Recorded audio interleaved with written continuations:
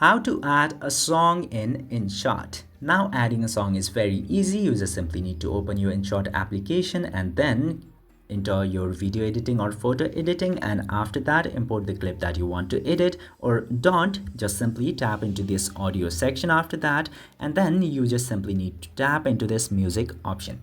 Now you can actually use these musics, but to add actual music or the actual song into your video, you need to do that manually by downloading the music into your device, and then you can import that into InShot. In order to do that, you can directly use this extract audio from video option, or you can import the music that you have into your gallery or the files. Now I'll use this audio from video option because I don't have a single music in my device. I don't know why.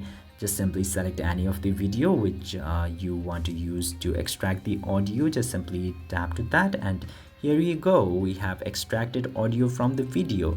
This is how you add musics into your InShot application. I hope you understood this process. If yes, don't forget to hit that subscribe button.